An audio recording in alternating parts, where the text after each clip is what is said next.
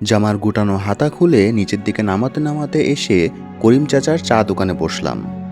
চায়ের অর্ডার দেওয়ার পর খেয়াল করলাম হাতে এখনো রক্ত লেগে আছে। উঠে জগের পানি নিয়ে হাত ধুয়ে নিলাম ভালো করে। ততক্ষণ চাচার দোকানে বসে থাকা লোকগুলো আমার দিকে তাকিয়ে ফিসফিস শুরু করেছে। জানি আমাকে নিয়ে সমালোচনা করছে। চোখে মুখে পানি দিয়ে আবার নিজের জায়গায় এসে বসলাম। ওরা আবার চুপচাপ হয়ে গেছে। অজানা কোনো এক কারণে লোকগুলো আমার সামনে আমার বদনামি করতে পারে না। চায়ে চুমুক দিতে দেখলাম পাড়ায় অ্যাম্বুলেন্স ঢুকছে ওই পশুগুলোকে ধরে নিয়ে চিকিৎসা করতে। যা কেলানি কেলালাম আজ। চায়ের দোকানের পিচ্চিটা এসে বলল, ওস্তাদ, তোমারে খালা খুঁজতেছে, তাড়াতাড়ি বাড়িতে যাইতে কইছে। চায়ের বিল দিয়ে বাসার উদ্দেশ্যে হাঁটা ধরলাম। আজ কপালে শনি আছে, সেটা ভালোভাবেই বুঝতে পারছি। আজও মা অনেক বকবে। বাবার পুরনো লাঠি দিয়ে দু এক ঘা লাগিয়ে কিছুক্ষণ বাদে নিজেই ফ্যাল করে কাঁদবে। মাথায় হাত বুলিয়ে বুঝাবে। প্রতিদিনের রুটিন হয়ে গেছে আমার জন্য। যাই হোক, বাসার সামনে এসে দরজায় নক করতে দেখি দরজা খোলা। বুকে থুতু দিয়ে পা টিপে টিপে ঘরে ঢুকলাম। উদ্দেশ্য আগে নিজের রুমে ঢুকে ফ্রেশ হয়ে লম্বা ঘুম দিব। ততক্ষণে মায়ের মেজাজ ঠান্ডা হয়ে যাবে। যেই রুমের দিকে যাচ্ছি পেছন থেকে মায়ের ডাক, ওয়াফা, এদিকে আয়। পরপর কয়েকবার ঢোক গিলে মুখটাকে মাসুম বাচ্চার মতো করে পিছু পিছিয়ে দেখলাম মা সেই পুরনো লাঠির হাতে দাঁড়িয়ে আছে। আর একটু কাছে এসে বললাম, মা, পরে কথা বলি, আগে একটু ফ্রেশ হয়ে আসি। বাইরে যা গরম, তুমি খেতে দাও, আমি ফ্রেশ হয়ে নিই। মা লাঠিটা ঘুরাতে ঘুরাতে বলল, ফ্রেশ তো হবি, আগে লাঠির কয়েকটা ঘা খেয়ে নে। বলেই পায়ে লাঠি দিয়ে কয়েকটা বাড়ি দিল। ব্যথার তেমন কিছুই নেই এই আঘাতে। তাও ভান করে বললাম, মা, আমার লাগছে। এমনিতেও পায়ে ভীষণ চোট পেয়েছি। সাথে মা লাঠি ফেলে আমাকে বসিয়ে পায়ে হাত বুলাতে বুলাতে বলল, কোথায় চোট পেয়েছিস? আমি কিছু না বলে চুপ করে রইলাম। মায়ের চোখ থেকে মুক্তাদানার মতো পানি ঝরছে। আমার হাত ধরে মা কয়েকটি চুমু খেয়ে বলল, কেন এসব করিস ওয়াফা? জানিস তো তোর মা এসব সহ্য করতে পারে না। তুই কেন ভুলে যাস তুই একটা মেয়ে? এসব করলে লোকে কি বলবে? তোর তো কখনো বিয়ে হবে না মা। আমি একা একটা মানুষ কত দিকে সামলাবো? তুইও যদি না বুঝিস কে বুঝাবে বল? আমার সব চিন্তা তো তোকে ঘিরেই। সবাই তো আড়ালে গুন্ডি ডাকে, ও তো বাজে কথা বলে। মা হয়ে আমি এসব সহ্য কি করে করব বল? মা, আমি তো নিজের জন্য গুন্ডামি করি না। আজ পাড়ার ছেলেগুলো শান্তার ওড়না ধরে টানাটানি করছিল, বাজে বাজে কথা বলে স্কুলগামী মেয়েদেরকে উত্ত্যক্ত করছিল। এসব অন্যায় আমি কি করে সহ্য করি বলো? তাই ছেলেগুলোকে আমি আর রীতা, মিনা, বৈশাখী মিলে ইচ্ছে মতো কেলিয়েছি। দেখলাম তো হসপিটালে পাঠালো। জন্মের শিক্ষা দিয়েছি ওদের আজ। তুই জানিস তুই কাকে মেরেছিস? আমাদের বাড়িওয়ালার ভাগ্নে ও তার বন্ধুদের। ভয়ে আছি কখন এসে বাড়ি ছাড়া নোটিশ দেয়। তুই আর শান্তি দিবি না আমায়। রাস্তায় বের হলে সবাই বলে তোকে কবে বিয়ে দিব। বিয়ের বয়স পেরিয়ে যাচ্ছে, যে কোনো একটা ছেলের গলায় ঝুলিয়ে দিতে। তুই তো বিয়ে করতে রাজি হোস না, এদিকে পাড়ায় গুন্ডামি করে বেড়াস। তোকে বিয়ে করবে কে বল? বলে মা মুখে আঁচল চেপে কান্না করতে করতে রান্নাঘরের দিকে চলে গেল। নিজের রুমে এসে দরজা লক করে ফ্রেশ হয়ে বিছানায় গা এলিয়ে দিলাম। জানালার ফাঁকে আসা ক্ষীণ চাঁদের আলোর দিকে তাকিয়ে ভাবতে লাগলাম, আসলেই মাকে বড্ড কষ্ট দিই আমি ওয়াসিফা। মা আদর করে ওয়াফা ডাকে। ছোটবেলায় বাবাকে হারিয়েছি, তারপর থেকে মাই আমার বাবা মা সব। মায়ের আদরে বাবাকে প্রায় ভুলতে বসেছিলাম, কিন্তু ভুলতে পারি না। বাবার সাথে কাটানো মুহূর্তগুলো, বাবার আপসহীন অন্যায় না মানা আদর্শগুলো মনে পড়ে। আমি বাবার মতো অন্যায় সহ্য করতে পারি না, তাই প্রতিবাদ করতে করতে সবার কাছে এখন গুন্ডি নামে পরিচিত হয়ে গেছি। মা আমাকে মাধ্যমিক পর্যন্ত পড়িয়েছেন এ বাড়ি ও বাড়ি কাজ করে। এখন টেইলরি কাজ করেই সংসার চালান, আর আমি পাড়ায় ছেলেদের মতো টই টই করে ঘুরি। আমার মা ছাড়া কেউ নেই, মায়েরও আমি ছাড়া কেউ নেই, তাই অত শাসন করতে পারে না। একটু করেই ফ্যাল করে কেঁদে দেয়। এখন তার মাথায় আমার বিয়ের ভূত চেপেছে। যে করেই হোক বিয়ে দেবেই আমাকে। কিন্তু কোনো পাত্রপক্ষই আমার এইসব স্বভাব চরিত্র জেনে ঘরের বউ করে তুলতে চান না। পরে জানাবে বলে কেটে পড়ে। আমি এসব দেখে হাসি। জেনে গেছি ওরা আর এমুখ হবে না। পাশের বাসার ভাবি চাচিগুলো দেখে মজা লুটে সহানুভূতির নামে মাকে খোঁচা মেরে দিয়ে যায়। দরজায় কড়া নেড়ে উঠল। বুঝতে পেরেছি মা খাবার নিয়ে এসেছে। দরজা খুলে দিয়ে চুপচাপ মন খারাপের ভান ধরে খাটে এসে বসে পড়লাম। মা ফ্যাকাশে মুখে আমার পাশে বসে ভাত মাখাতে লাগলেন। খানিকটা মেখে নেওয়ার পর নীরবতা ভেঙে বলল, যতই বকি তোকে, তুই ভালো করেই জানিস আমার তুই ছাড়া আর কেউ নেই। তোকে কষ্ট দিয়ে আমিই কষ্ট পাই। তোকে ছাড়া আমার গলা দিয়ে এক ফোঁটা পানিও নামে না। তোর বাবা মারা যাওয়ার পর আমি তোকে বহু কষ্টে বড় করেছি। এত কষ্ট করে পড়ালেখা করালাম, কোনো শিক্ষক তোকে অন্যায়ভাবে মেরেছে বলে সেটাও ছেড়ে দিলি।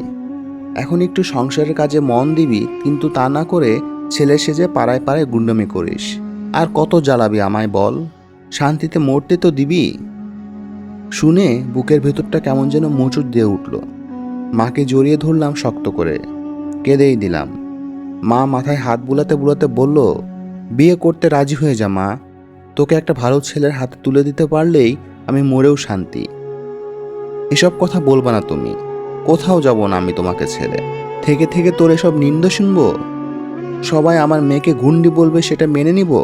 আমি মাকে ছেড়ে চোখ মুছে দিয়ে বললাম, আমি আর এসব করব না, বিয়ে করে নিব, কিন্তু তাও ছেড়ে যাওয়ার কথা বলবো না। আমার যে আর কেউ নাই তুমি ছাড়া। মা আমার কপালে চুমু খেয়ে ভাতের নলা আমার মুখে পুরি দিয়ে বলল, আমার লক্ষ্মী মেয়ে, আর রাগ করে থাকিস না মা, খেয়ে নে। আমি প্লেট থেকে নলা উঠিয়ে মাকে খাইয়ে দিলাম। মা আমাকে বুকে টেনে নিলেন। আমি পরম শান্তিতে চোখ বুজলাম। অনুভব করলাম মায়ের চোখের পানি টপ টপ করে পড়ছে। প্রতিবারের মতো আবারও প্রতিজ্ঞা করে বসলাম, মাকে আর কষ্ট দিব না, গুন্ডামি ছেড়ে লক্ষ্মী হয়ে যাব। হয়তো প্রতিবারের মতো এইবারও প্রতিজ্ঞা ভেঙে ফেলব, তাও খানিকের শান্তির জন্য প্রতিজ্ঞা করা। আমি যে শুধু অন্যায়ের বিরুদ্ধে লড়তে গুন্ডামি করি তা নয়, নিজেকে রক্ষা করার জন্য তো করি। গুন্ডামি না করলে এই মানুষরূপী জানোয়ারগুলো সেই কবে আমাকে আর আমার মাকে ছিঁড়ে খেত। সবাই শুধু বাইরের রূপ দেখেই আমাকে খারাপ বলে, মায়ের কাছে এসে নালিশ বসায়। আল্লাহ যে কবে আমাকে বুঝার মতো একটা মানুষ পাঠাবে। ভাবতে ভাবতে পাশ ফিরিয়ে দেখি মা গভীর ঘুমে মগ্ন। যেদিন আমাকে শাসন করে সেদিন মাকে জড়িয়েই ঘুমাই। মা এসে পাশে শুয়ে পড়ে, মাথায় হাত বুলাতে বুলাতে আমাকে নিয়ে তার স্বপ্নগুলো পুনরাবৃত্তি করে। শুয়ে থাকতে থাকতে আর ভাল লাগছে না, উঠে ওড়নাটা গায়ে জড়িয়ে বারান্দায় এসে দাঁড়ালাম। বাইরে অনুজ্জ্বল জ্যোৎস্না, দাওয়ার উপর বসে চোখ বুজে রইলাম। দাওয়ার পাশে কতগুলো ইটের টুকরো ছিল, আনমনে সেগুলো এদুক এদুক ছুটতে লাগলাম।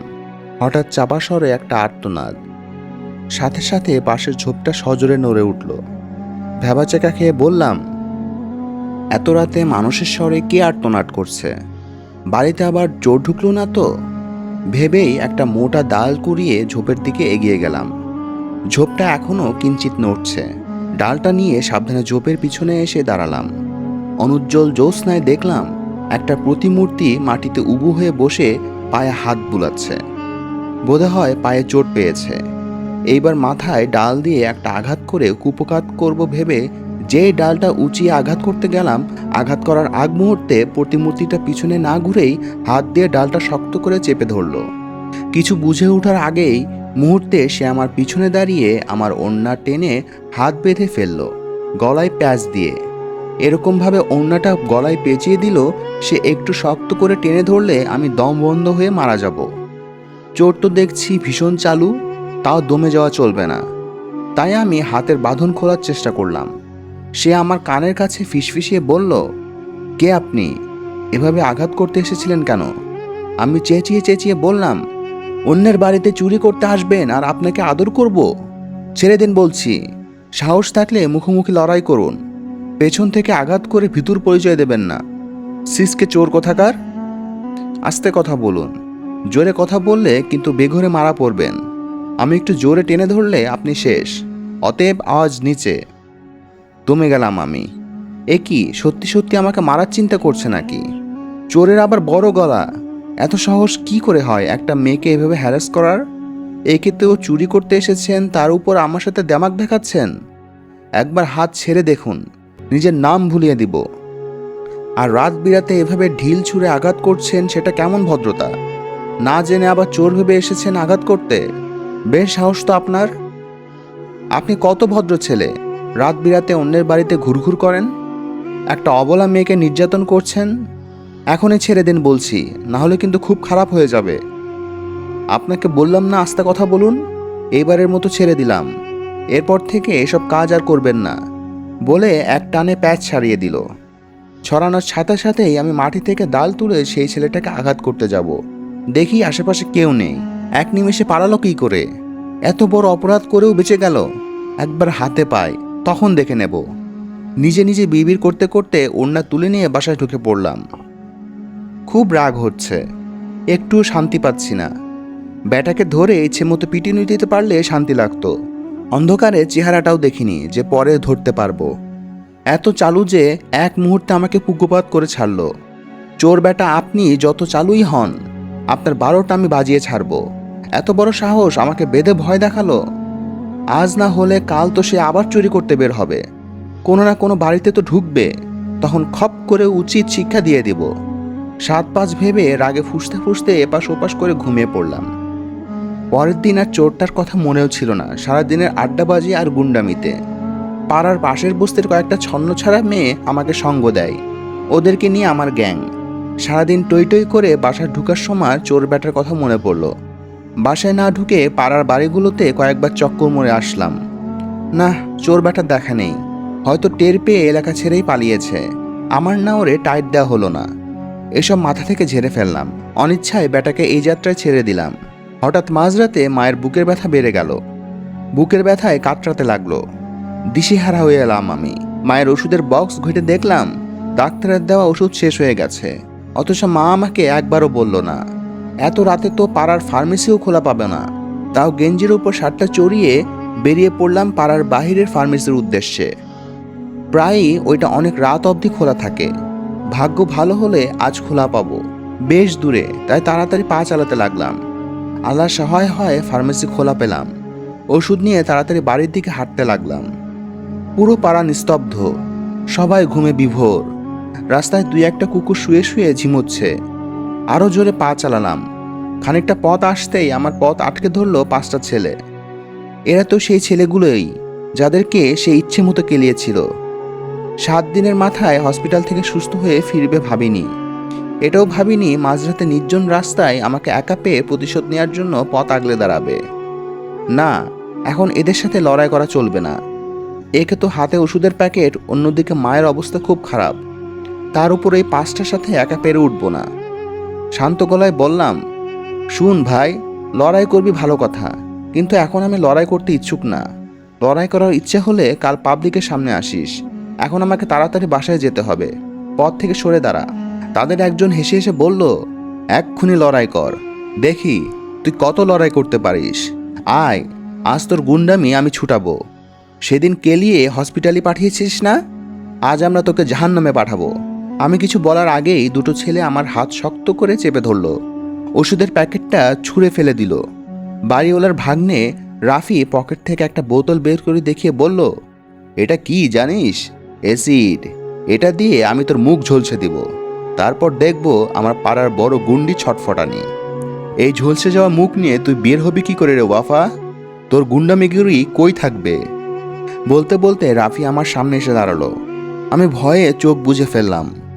আল্লাহকে ডাকতে লাগলাম মনে মনে। এখন এই অন্ধকার রাস্তায় কেউ আমাকে বাঁচাতে আসবে না। আমার আর্তনাদও কারো কান অবধি পৌঁছাবে না।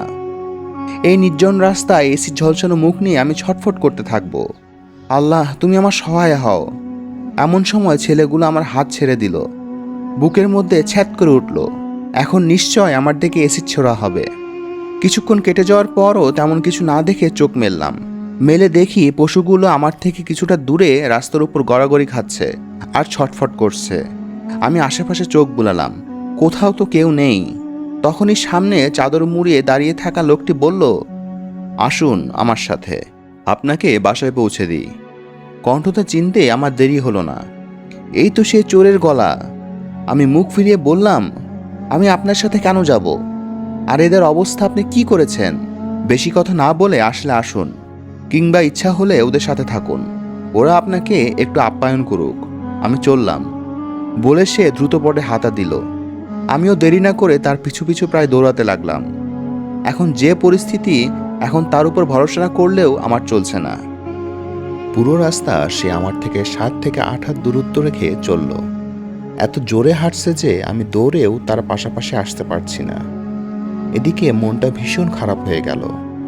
হাতে যা কয়েকটা টাকা ছিল তার সব দিয়ে মায়ের জন্য ওষুধ কিনেছি। এখন ওষুধ না পেয়ে মায়ের যদি কিছু হয় তাহলে আমি কি করব? শয়তানগুলো যে কোথায় প্যাকেটটা ছুঁড়ে ফেলেছে। আমার ভীষণ কাঁদতে ইচ্ছে করছে। লোকটা বাসার সামনে এসে দাঁড়ালো। দরজার সামনে কি একটা রেখে অন্য দিক দিয়ে দ্রুত হেঁটে বেরিয়ে গেল। একবার পিছনে ফিরেও দেখলো না। আজীব লোকটা। দরজার সামনে এসে দেখলাম প্যাকেট এখানে রেখে গিয়েছে লোকটা। ঘাট থেকে কত বড় চিন্তার বোঝা নেমে গেল। একটু উকি দিয়ে বাইরের দিকে তাকালাম। লোকটা ততক্ষণে দৃষ্টির অগোচরে চলে গিয়েছে। দীর্ঘশ্বাস ফেলে বাসায় ঢুকে দরজা লক করে দিলাম। মা উঠে বসে আছে। তাড়াতাড়ি করে ওষুধ খাইয়ে ঘুম পাড়িয়ে দিলাম, কিন্তু নিজের ঘুমের দেখা নেই। ছটফট করছি ভিতরে ভিতর। আজ আমার কি হতো? সত্যিই আমার মুখ দেখানোর জো থাকতো না। আল্লাহর কাছে শুকরিয়া, উনি এমন একজন পাঠিয়ে আমায় সাহায্য করেছেন। ছেলেটাকে যতটা খারাপ ভেবেছি সে ততটাও খারাপ না। অন্তত ধন্যবাদটুকু তার প্রাপ্য। ধুর, আমি আবার ওই ব্যাটার ভালো খারাপ ভাবতে বসলাম কেন? চোর তো চোরই। মানবতার খাতিরে আমাকে বাঁচিয়েছে। বিনিময়ে আমি সেই রাতের ব্যাগ উঠিয়ে নিলাম। সবই মাইনাসে মাইনাসে কাটা। সারা রাত আর ঘুমালাম না। মায়ের মাথার কাছে বসে তার মাথায় হাত বুলালাম। ওষুধ খেয়ে ব্যথাটা অনেকটাই সেরে গিয়েছে। বিকেলের দিকে ক্লাব থেকে হট স্টিক কয়েকটা নিয়ে পাড়ার মোড়ে আসলাম। আজ ওই কুত্তাগুলোকে উপরে টিকিট কাটাবো। খুব লড়াই করার শখ হয়েছিল না? কাল রাতে সব সুদে আসলে এখন ফেরত দিব। হকি স্টিক নিয়ে ওই ছেলেগুলোর আড্ডাখানার দিকে যাচ্ছিলাম। পেছন থেকে মিনা ডেকে বলল, কিরে কই যাস? তোর হাতে হকি স্টিক কেন? খেলাতে যাচ্ছিস? আমাদের ডাকলি না? মোড়ের দোকানে যাচ্ছি। হ্যাঁ, খেলাতেই যাচ্ছি। ওইখানে কাকে খেলাবি? রাফি আর তার চেলাগুলারে। আর সবগুলার হাত পা ভাঙবো। হাত পা ভাঙা পোলাপানের আর কি হাত পা ভাঙবি? আগের বাইরের মা ঠিক জায়গায় পড়েনি। সপ্তাহ না ঘুরতেই হসপিটাল থেকে বেরিয়ে এসেছে। আজ আবার 1 মাসের জন্য পাঠাবো। তুই জানিস না, হসপিটাল থেকে সুস্থ হয়ে ফেরার পর ওরা আবার কেলানি খেয়েছে। এখন সবগুলা আবার হসপিটালেই আছে। কারো হাত ভেঙেছে, কারো পা, আর রাফির মাথা ফেটেছে। তার নাকি মুখ বেঁকে গেছে, ঠিকমতো কথা বলতে পারছে না। মাত্রই তো করিম চাচার দোকান থেকে খবর পেলাম। আমি অবাক হয়ে রইলাম। এত সিরিয়াস অবস্থা ওদের? কিরে চুপ করে আসিস যে? তুই আবার ওদের ওপর খেপে গেলি কেন? না, তেমন কিছু না। চল হাসপাতালে গিয়ে দেখে আসি খবর সত্যি কিনা। আমার কেন জানি বিশ্বাস হচ্ছে না। ঠিক আছে চল। হাসপাতালে গিয়ে দেখলাম যা শুনেছি সব সত্যি। ওদের চোখে ভয় দেখতে পেলাম।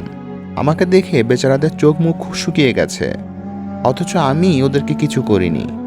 গভীর ভাবনায় পড়ল। চোর বেটা এদেরকে এমনভাবে কেলিয়েছে যে সবগুলো ভয়েই আধমরা হয়ে আছে। সন্ধ্যা হয়ে আসছে। মিনাকে বিদায় দিয়ে শীষ বাজাতে বাজাতে বাড়িতে ফিরছি। সাধারণত এত তাড়াতাড়ি বাসায় ফিরি না।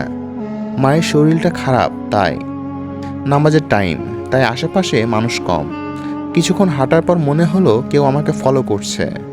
পাত্তা না দিয়ে নিজের মতো আবার শীষ বাজাতে বাজাতে হাঁটলাম, কিন্তু আবার মনে হলো কেউ আমার পিছনে পিছনে আসছে। আমি পিছন তাকাতেই সরে পড়ছে। একটা ছেলে উল্টা দিকে তাকিয়ে রাস্তার এক পাশ ওপাশ দিয়ে কিছু একটা খুঁজছে। শার্টের পকেট থেকে কাটার বের করে গাছের আড়াল থেকে পেছন থেকে ছেলেটার গলায় কাটা চেপে ধরলাম। ছেলেটা ভয়ে চুপ করে সোজা দাঁড়িয়ে গেছে। আমি কাটার আর একটু শক্ত করে চেপে ধরে বললাম, কিরে, ঘরে কি তোর মা বোন নাই? এভাবে রাস্তায় মেয়েদেরকে ফলো করিস? আপনাকে দেখে তো মেয়ে মনে হয়নি। ওই বেটা, আমি মেয়ে না ছেলে সেটা দিয়ে তোর কি দরকার? ফলো করছিলি কেন? এখন এক পোস্ট টেনে উপরে পাঠিয়ে দেই। ছেলেটা আমাকে ধাক্কা দিল। আমি কিছুটা পিছিয়ে গেলাম। সোজা হয়ে দাঁড়াতেই সে আমার সামনে কাঁটা নিয়ে দাঁড়ালো। আমি নিজের হাতের দিকে তাকালাম, কাঁটারটা কখন তার হাতে গেল। আমি তার মুখের দিকে তাকিয়ে ঢোক গিললাম। মুখটা চাদর দিয়ে পেঁচিয়ে রেখেছে, ছিনতাইকারীদের মতো। ভাই, আমার কাছে কিচ্ছু নেই। ছিনতাই করে কিচ্ছু পাবি না। শুধু শুধু সময়টা নষ্ট করিস না। কি সমস্যা আপনার? একবার চোর, একবার ছিনতাইকারী বানিয়ে ফেলছেন। সবসময় এমন গুন্ডামি করেন কেন? ও, আপনি সেই চোর বেটাটা? কাটারটা একটু এগিয়ে ধরে বলল, ভদ্রভাবে কথা বলুন। ভদ্রতা শেখাবেন আমাকে না? আপনি কতটা ভদ্র সেটাও জানা আছে। এই নিয়ে 2বার আপনি আমাকে ভয় দেখাচ্ছেন, আমাকে এভাবে ফলো করছেন। আপনাকে ফলো করার কিংবা ভয় দেখানোর কোনো ইচ্ছাই নাই আমার। আপনি অতিরিক্ত বলে ফেলেন, তাই ভয় দেখিয়ে দমিয়ে রাখি। এই নিন আপনার হাতের আংটিটা। কাল বোধহয় পকেটের ভেতরে ছিল, ওরা ছুঁড়ে ফেলায় বাইরে পড়ে গেছে। আমি কুড়িয়ে রেখেছিলাম, পরে দিতে ভুলে গেছি। পথ দিয়ে যাওয়ার সময় আপনাকে চোখে পড়লো, তাই দিতে এলাম। আংটিটা কাটারের মাথায় গেঁথে দিয়ে সেটা আমার পকেটে রেখে দিয়ে চলে যেতে উদ্যত হলো। আমি পেছন থেকে ডেকে বললাম, আপনি কে? সেটা জেনে আপনি কি করবেন? আর যেন আপনার মুখোমুখি না হয়ে আমি সেই চেষ্টাই করব। এত গুন্ডি মেয়ে। ওই হ্যালো, কি বললেন? দাঁড়ান বলছি। সিসকে চোর বেটা। আমার কথা তোয়াক্কা না করে হেঁটে চলে গেল। রাগে ফুসলাতে লাগলাম। নিজেকে একদম সাধু পুরুষ ভাবতে থাকে। আপনার মুখোমুখি যেন আর না হই। আমি কি বলেছি যে আমার মুখোমুখি হতে? আলগা পিরিত দেখাতে আমার উপর উপকার করতে আসছেন। লাগে না আমার এসব। মা এসে আমাকে এভাবে বিড়বিড় করতে দেখে বললেন, নিজে নিজে কি বিড়বিড় করছিস? আবার কি ঝামেলা করেছিস? কিচ্ছু করিনি মা। তাহলে এমন বিড়বিড় করছিস কেন? তেমন কিছুই না। তোমার শরীর ঠিক আছে তো? হ্যাঁ, ঠিক আছে। শোন না, তোর জন্য একটা পাত্রের খোঁজ পেয়েছি। শুনলাম দেখতে খুব ভালো, অনেক ভালো ফ্যামিলি। বউকে একদম রাজরানী করে রাখবে। আমি তো শুনে হ্যাঁ করে দিয়েছি। এবার ওরা সময় করে তোকে দেখতে আসবে। পছন্দ হলে সোজা বিয়ে। উফ মা, তুমি আমার বিয়ে নিয়ে পড়েছ। রোজ রোজ সংসেজে পাত্রপক্ষের সামনে বসতে আমার ভাল লাগে না। বিয়ে হবে না আমার, বুঝলে? এসব বলিস কেন? আমার মেয়েটার কোন দিক থেকে কম আছে বল? দেখিস এবার তোর বিয়েটা হয়েই যাবে। মা প্লিজ, বিয়ে নিয়ে আর কোনো প্যারা দিও না তো। আমার বিয়ে শাদী করার কোনো ইচ্ছে নেই। এমন আছি, ভালোই আছি। থাক তুই এমন, যা খুশি কর। পোড়া কপাল আমার, এই কপালে সুখ দেখব না। বলে মা উঠে চলে গেল। মায়ের মন খারাপ দেখে আমারও ভীষণ খারাপ লাগছে। কিন্তু আমারই বা কি করার? মাকে ছেড়ে কোথায় যাব আমি? আর আমার এসব জেনে আমাকে কেই বা বিয়ে করবে? মন খারাপ করে জানালার পাশে ঠায় দাঁড়িয়ে রইলাম। এমন সময় ফোনটা বেজে উঠল। রিসিভ করতে ইচ্ছে হচ্ছে না, তাও রিসিভ করলাম। রিতা কল দিয়েছে। হ্যালো ওয়াফা। হ্যাঁ বল। কই তুই? বাসায় আছি। কেন? আয় দিঘির পারে, গল্প করি। আমার ভাল লাগছে না। আমরা সবাই আছি, তুইও আয়, ভাল লাগবে। আচ্ছা আসছি, বলে ফোনটা রেখে দিলাম। একবার মায়ের রুমে উকে দিলাম। চুপচাপ সালাই মেশিনে আওয়াজ তুলে কাজ করছেন। মনটা সত্যিই খারাপ আমার। একটু ঘুরে আসলে ভালো হবে, এই আশায় বেরিয়ে পড়লাম। দিঘির পাড়ে আসতেই দেখে সবগুলো একতালে সিগারেট ফুঁকছে। ওদের পাশে গিয়ে বসলাম। রিতা বলল, কিরে কেমন আছিস? ভালো। তুই আজ কোথায় ছিলি? ওহ আর বলিস না, আমার দাদিকে নাকি চিনে ধরেছে, তাই দেখতে গেলাম। জিনে ধরেছে মানে? এসব কিছু আছে নাকি আবার? বলেই খিক খিক করে হাসিয়ে লুটে পড়ল। মজা করিস না, সত্যিই জিন আছে। আচ্ছা, তো জিনবাবুকে বলিস আমার সাথে দেখা করতে, আমি ওকে বিয়ে করব। বলে আবার হাসতে লাগলাম। তুই বিশ্বাস করছিস না, যেদিন সামনে এসে পড়বে সেদিন বুঝবি ঠেলা। কিসের ঠেলা আর? আমি বিয়ের জন্য পাত্র পেয়ে যাব আসলে। ওয়াফা, মজার ব্যাপার না এটা। জিনেরা সত্যিই আছে। মানুষদের নাকি এরা ক্ষতি করে অনেক, আবার ভালোও করে। তুই আবার হাসছিস? দূর, তোকে এসব বলে কোনো লাভ নেই। আমি হাসি থামিয়ে চুপ করে রইলাম।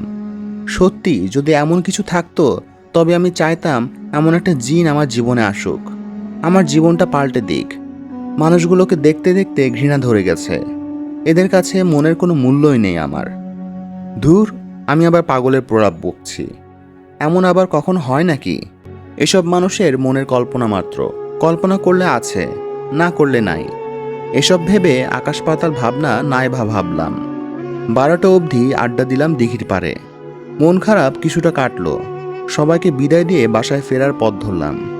মাথার মধ্যে শুধু একটা কথাই ঘুরছে, সত্যিই কি জিন বলতে কিছু আছে? মাকে জিজ্ঞেস করতে হবে। মাই জানতে পারে। মা তো আবার ধর্ম মেনে চলেন। আমি সবসময় ছন্ন ছাড়া, এসবে মন নেই। তার মনে এই না যে বিশ্বাস করি না, কিন্তু জিন বা অলৌকিক কিছুতে আমার বিশ্বাস নেই। হাতে গাছের একটা ডাল ভেঙে দিয়ে দুলাতে দুলাতে গান গাইছিলাম আর হাঁটছিলাম আপন মনে। হঠাৎ দেখলাম এক বৃদ্ধ আমার সামনে আস্তে আস্তে পা ফেলে হাঁটছেন। অনেকটা লম্বা, বয়সের ভারে নুইয়ে পড়ছে খানিকটা। যাক, পাত্তা দিলাম না। এমনিতে অনেক দেরি হয়ে গেছে। জানি না বাসায় আজ কেমন যুদ্ধ শুরু হবে। দ্রুত পা চালিয়ে বৃদ্ধকে পিছনে ফেলে হাঁটতে লাগলাম। উনি যেভাবে আস্তে আস্তে হেঁটে চলেছেন, আমি ওনাকে সাইড দিয়ে হাঁটলে বাসায় ফিরতে ঘন্টাখানেক লেগে যাবে। একটু পিছনে ফেলে আসার পর আউচ একটা শব্দ শুনলাম, সাথে অনেকগুলো কাশির আওয়াজ। ফিরে দেখি বৃদ্ধ লোকটা মাটিতে পড়ে আছেন, পায়ে হাত দিয়ে আর অনবরত কাশছেন। দ্রুত তার কাছে এগিয়ে গেলাম। সম্ভবত পা মুচকে গেছে। তাকে সবিনয়ে বললাম, দাদু, আপনার কি পা মুচকে গেছে? উনি হকচকিয়ে আমার দিকে তাকালেন। ভালো করে তাকিয়ে দেখলাম তার নুরানি মুখ, মুখ ভর্তি সাদা দাড়ি। দেখেই কেমন জানি একটা ভক্তি কাজ করছে। উনি আমাকে অস্ফুট স্বরে জিজ্ঞেস করে বললেন, আপনি কে দাদু? আমি এই এলাকার মেয়ে। রাস্তা দিয়ে যাচ্ছিলাম, দেখলাম আপনি পড়ে আছেন, তাই এগিয়ে আসলাম। আপনি কে দাদু? এত রাতে কোথায় যাচ্ছেন? পায়ে কি বেশি চোট পেয়েছেন? একটু পানি খাওয়াবেন দাদু? হ্যাঁ, অবশ্যই। আপনি বরং আমার হাত ধরে উঠে গাছের নিচের বেঞ্চিতে বসুন, আমি আপনার জন্য পানি নিয়ে আসছি। উনি কেমন জানি ইতস্তত বোধ করলেন আমার হাত ধরতে। আমি তাকে কাঁধে ভর দিয়ে উঠিয়ে অদূরে একটা বেঞ্চিতে বসলাম। আশেপাশে তাকালাম, এখন তো কোনো টিউবওয়েলও নেই। কিছুটা হেঁটে এসে দেখলাম পাড়ার দোকানি দোকান বন্ধ করতে ব্যস্ত। আমি কাছে গিয়ে বললাম, কাকু, একটা পানির বোতল দাও। এখন তো দোকান বন্ধ করে দিয়েছি। আহা, এখন আবার খুলে আমাকে দাও না। বন্ধ করেছ, চলে তো যাওনি। আমার তাড়াতাড়ি বাড়ি যেতে হবে। তুই এত রাতে এখানে কি করিস? যা বাড়িতে যা। আজ এমনিতেও দোকানের হিসাব মিলাতে গিয়ে দেরি হয়ে গেছে। তোর কাকিমা চোটপাট শুরু করবে। যা বাড়ি যা। আমার ভীষণ বিরক্ত লাগছে। দোকানের হাত থেকে একটান চাবিটা কেড়ে নিয়ে দোকান খুলে পানির বোতল নিয়ে বেরিয়ে আসলাম। উনি অবাক হয়ে বলল, এটা কি করলি? চাবিটা তার হাতে দিয়ে বললাম, গুন্ডামি। ভালোই ভালোই চাইলাম, দিলা না। আর কোনো উপায় ছিল না, যাচ্ছি আমি। দাম দিবে কে, তোর বাপ? রাগে চোখ দুটো জ্বলে উঠল। ফিরে এসে তার কলার চেপে ধরে উড়াধরা কয়েকটা কিল ঘুষি দিয়ে বললাম, ওই শালা, বাপ টানিস কেন? পাড়ার চিপায় ঢুকে যে শ্যামলী খালার সাথে লুচ্চামি করিস, ওইটা কি তোর বাপ শিখায়? তোর বউরে দেখামো ওইসব। শালা কুত্তা, তোর টাকা কাল দিয়ে দিব, সাথে তোর বউকে লুচ্চামিগিরির প্রমাণ দেব। শোর একটা। মনের ঝাল মিটিয়ে পিটাতে পারলাম না। বৃদ্ধের কথা মনে পড়ল। নিশ্চয় আমার জন্য অপেক্ষা করছেন। ভবিষ্যতে ওয়াফাকে কিছু বলার আগে ভেবে নিবি শালা। মাফ করে দে, ভুল হয়ে গেছে মা। রাখ তোর মাপ, যা ভাগ। কাল তোর টাকা তোর মুখের উপর ছুঁড়ে দিয়ে যাব, শালা লুচ্চা। প্রায় দৌড়ে সেই জায়গায় ফিরে এলাম। বৃদ্ধ পায়ে হাত দিয়ে হালকা টিপছেন, এখনো কেশেই চলেছেন। কাছে গিয়ে পানির বোতলের ঢাকনা খুলে দিয়ে বললাম, নাও দাদু, পানি খেয়ে নাও, কাশিটা কমে যাবে। লোকটা কৃতজ্ঞতার চোখে তাকিয়ে বোতল নিয়ে পানি খেল। খাওয়ার শেষে শুকরিয়া বলে আমার জন্য দোয়া করলো। তারপর উঠে দাঁড়াতে চাইলো, কিন্তু পারল না। আমি দেখে বললাম, দাদু, তোমার কি পা মুচকে গেছে? হ্যাঁ দাদু, সেটাই মনে হচ্ছে। আচ্ছা, তুমি বেঞ্চিতে বসো, আমি পাটা টেনে দিচ্ছি, দেখবে 1 মিনিটে ঠিক হয়ে যাবে। পায়ে পরপর টান দিলাম, নাড়াচাড়া করে দিলাম। দাদু, এখন ঠিক আছে? উনি উঠে দাঁড়িয়ে বলল, হ্যাঁ দাদু, আল্লাহ আপনার মঙ্গল করুন। আজ যা করলে তার জন্য আমি ভীষণ কৃতজ্ঞ। আমি আসি। কোথায় যাবেন আপনি? এই এলাকায় কি নতুন আপনি? আমাকে বলুন কোথায় যাবেন, আমি আপনাকে পৌঁছে দিচ্ছি। এই পা নিয়ে একা একা যেতে পারবেন তো? হ্যাঁ দাদু, পারবো। আপনাকে এমনিতেও অনেক ব্যস্ত করলাম। এসব বলে লজ্জা দিবেন না। চলুন না, আপনাকে পৌঁছে দিই। চলেন দাদু। হাঁটতে হাঁটতে জিজ্ঞেস করলাম, আপনি কোথায় যাবেন দাদু? উনি কিছু বলার আগেই পেছন থেকে কেউ দাদাভাই বলে ডাক দিল। আমরা পিছনে তাকাতেই দেখি সেই চাদর পরা ছেলেটা ছুটে এলো। এসে বৃদ্ধের শরীরে হাত বুলাতে বলতে বলল, দাদাভাই তুমি এখানে কেন? আমার দিকে চোখ পড়তে জিজ্ঞেস করলো, আপনি আমার দাদুর সাথে কি করেন?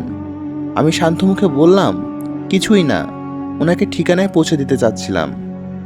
ধন্যবাদ। দাদাভাই চলো, এই গুন্ডি মেয়ের সাথে আর কথা বলবা না। ওই কে গুন্ডি? আমার তো জানা ছিল না দাদু একজন সিসকে চোরের দাদাভাই হয়। ওনাকে দেখে মনে হয়নি। আপনি কিন্তু আপনার ভদ্রতার সীমা ছাড়িয়ে যাচ্ছেন। সেটা আপনি আগেই ছাড়িয়ে গেছেন। কেমন মানুষ আপনি? একজন অসুস্থ বৃদ্ধকে এত রাতে একা ছেড়ে দিয়েছেন। ছেড়ে দিয়ে কোন বাড়িতে চুরি করতে গিয়েছিলেন? অপদার্থ একটা। শুনুন, আমি কি করব না করব সেটা আপনার মতো গুন্ডির থেকে নাইবা শিখলাম। এত রাতে আপনি বাইরে কোন চোর ভাড়া দিচ্ছেন? আমি তো একটা চোরকেই চিনি, সেটা আপনি। যান বাড়ি যান, এত রাতে একা মেয়ে ঘুরছেন। দাদু ভালো থাকবেন, আসি বলে পা ছুঁয়ে সালাম করলাম। দাদু এতক্ষণ দাঁড়িয়ে দাঁড়িয়ে আমাদের ঝগড়া দেখছিলেন। আমাকে চলে আসতে দেখে ছেলেটাকে বলল, জানা ওকে এগিয়ে দে আয়, একা একটা অবলা মেয়ে। ছেলেটা হেসে উঠল। হাসিটা ভীষণ সুন্দর, কিন্তু এই মুহূর্তে আমার কাছে বান্দরের কিচিরমিচির লাগছে। হাসি থামিয়ে বলল, দাদু উনি অবলা নন, উনি একটা পাক্কা গুন্ডি। উনি কাউকে ভয় পায় না, উনাকে সবাই ভয় পায়। আশা করি একাই যেতে পারবে। তুমি চলো তো। ভীষণ রাগে ফুঁসছি। ব্যাটা দাদু যদি সামনে না থাকতো তোর লবণ মাখিয়ে কাঁচায় খেতাম। মুখ বেঁকিয়ে বললাম, যান যান, আমি আপনার হেল্প চাইনি। সিসকে চোরকে আমি নিরাপদ মনে করি না। দাদু ওই ব্যাটাকে বোকা দিয়ে বলল, এভাবে কেউ কথা বলে? ক্ষমা চাও ওর কাছে, মেয়েটা সত্যি অনেক ভালো। আমি গর্বে গর্বিত। ব্যাটাকে ভাগে পাওয়া গেছে, মনে মনে হেসে নিলাম। ব্যাটা সেটা না শুনে বলল, দাদা ভাই তুমি চলো তো, আমি পরে বলে নিব, আমাদের দেরি হয়ে যাচ্ছে। সত্যি তো? ক্ষমা চাইবি তো? উনি মাথা নাড়লেন। আমার হাওয়ার ভরা বেলুনটা টুস করে ফুটে গেল। ব্যাটা আমাকে পরে কত বলবে জানা আছে, ধোলাই দিতে পারলে শান্তি লাগতো। দাদু আবার আমাকে ধন্যবাদ দিয়ে প্রস্থান করলেন। আমি বিরক্ত মুখে নিয়ে আবার হাঁটতে লাগলাম। ছেলেটা আবার পেছন থেকে বলল, দুঃখিত গুন্ডি, কিছু বলতে যাব তার আগেই হাওয়া হয়ে গেল। ব্যাটা দুঃখিত বলবি তো সুন্দর করে বল, আবার গুন্ডি বলার কি দরকার ছিল? আল্লাহ, এর মুখোমুখি আমাকে আর করো না, দেখলেই কেলাইতে ইচ্ছা করে। বাসায় আসতেই মায়ের মুখে বিস্তর হাসি দেখলাম। প্রতিদিনকার মতো কোনো বকাঝকা নেই। নিজ হাতে খাইয়ে দিয়ে মাথায় হাত বুলিয়ে ঘুম পাড়িয়ে দিলেন। বুঝলাম না কাহিনী কি। 7 রাজার ধন পেল নাকি মা? মা কি কি সব বলে চলল, আমার তার কথার দিকে একটুও মনোযোগ নেই। আজ বৃদ্ধটার জন্য আমি একটু বেশিই করে ফেলেছি। এমনটা আমি কারোর জন্যই করি না, কিন্তু বৃদ্ধটাকে দেখে মনের মধ্যে কেমন যেন মায়া জাগ্রত হইল। নিজের দাদুর কথা মনে পড়ল। দাদুর বয়সী লোকটাকে দেখে হয়তো যা করা উচিত তাই করলাম, কিন্তু ভাবতেই পারিনি এমন একটা ভালো মানুষ ওই সিসকে চোরের দাদু হবে। ওই ব্যাটার কথা মনে পড়লে মাথা পুরোই গরম হয়ে যায়। কথায় কথায় গুন্ডি বলে, আরে ব্যাটা, আজ যদি আমি গুন্ডামি না করতাম তোর দাদু কেশে কেশে জান্নাতে যেত। ব্যাটা হারে বজ্জাত, আসে আবার ভদ্রতা শেখাতে। সকালে মা অনেক বড় লিস্ট বানিয়ে বাজারে পাঠালেন। সচরাচর বাজার মাই করেন, আমি গেলে নাকি দোকানিদের সাথে দাম নিয়ে ঝামেলা করি, কিন্তু আজ আমাকেই পাঠালেন। ওয়ালেটে টাকা নিয়ে পকেটে রাখতে রাখতে জিজ্ঞেস করলাম, এত বড় লিস্ট? আজ কি বাড়িতে মেহমান আসবে নাকি মা? মা হেসে বলল, হ্যাঁ রে মা, তোর জেঠিমা আসবে। বাব্বা, তা কেন আসবে এতদিন পরে? কেন আবার আসতে পারে না? পারেই তো, ভুঁড়ি কমে গেলে আবার বাড়ানোর জন্য তো ছুটে আসতেই হবে। এসব কি কথাবার্তা? কবে বড়দের সম্মান করতে শিখবি তুই? হ্যাঁ, বয়স তো কম হলো না তোর, এবার একটু আদব কায়দা শিখ। এর থেকে আমার গুন্ডামি 1000 গুণে ভালো। আমি বের হচ্ছি, দেরি করিস না, তাড়াতাড়ি ফিরিস, রান্না বসাতে হবে আবার। হ্যাঁ বুঝেছি, আসছি। বাজার করে ফেরার পথে দোকানের চোখে চোখ পড়ল। বেচারার আমাকে দেখে মুখ শুকিয়ে গেছে। ভালোই টাইট দিয়েছি শালাকে, বাঘের মতো ভয় পায়, অথচ বউয়ের আড়ালে রুচ্চামির অন্ত নাই। শালার সব পুরুষই এক। মুখের ওপর টাকা ছুরি দিয়ে বললাম, আমার বাপ না, আমি দিয়ে গেলাম। দরকার ছিল না তো মা, আমি তো বারণ করেছি তোকে। মাইনকা চিপায় গেলে সবাই একটু একটু পিড়িত দেখায়, তাই তোমার ওই আলগা পিড়িতের ধার ধারি না, ব্যাটা শুয়োর। বাজার নিয়ে ফিরতেই দেখি রান্নাঘরের বেড়ার ধারে বসে জেঠিমা খুশি মানে পান চিবুচ্ছে আর এদিক সেদিক পিক ফেলছে। আমি সালাম দিয়ে রান্নাঘরে বাজারগুলো রেখে আবার বাইরে চলে আসলাম। জেঠিমা ডাক দিয়ে বলল, কোথায় যাচ্ছিস? আরও কিছু কাজ আছে তো জেঠিমা, ওইগুলো সারতে হবে। কোথাও যাওয়া লাগবে না, এদিকে আয়। দাঁতে দাঁত চেপে তার সামনে গিয়ে দাঁড়ালাম। পানের পিক আমার পায়ের সামনে ফেলে এক আঙ্গুল মুখে দিয়ে বলল, এসব কি পরেছিস ছেলেদের মতো? শার্ট গেঞ্জি এসব মেয়েরা পরে? আসলে হয়েছে কি জেঠিমা, আজকাল বাজারে মেয়েদের জামা কাপড়ের খুব দাম বেশি, তাই সস্তায় ফুটপাতে এগুলো পেয়েছি, কিনে নিয়েছি। যদি আপনার পছন্দ না হয় আমাকে কিছু ড্রেস কিনে দিতে পারেন, সেগুলো এবার থেকে পরবো। আমার কথা তার পছন্দ হলো না, আর চোখে তাকিয়ে বলল, সে তো দিবই, তুই আমার দেবরের একমাত্র মেয়ে, তোকে তো আর ফেলে দিতে পারি না। মনে মনে হাসলাম। যে জেঠিমা কখনো একটা সুতো কিনে দেয়নি, সেই জেঠিমা বলছে আমাকে ফেলে দিতে পারে না। মাকে ডেকে বলল, সোহানা, আজ আমাদের ওয়াসিফা রান্না করবে, তুই আজ রান্নাঘরে ঢুকিস না। আমি থ মেরে গেলাম। বুড়ি বলে কি, আমি নাকি রান্না করব? মা রান্নাঘর থেকে বেরিয়ে আঁচলে হাত মুছতে মুছতে বলল, ভাবি, ওয়াফা তার রান্না জানে না, পরে করতে গিয়ে দেখবেন খেতেই পারছেন না।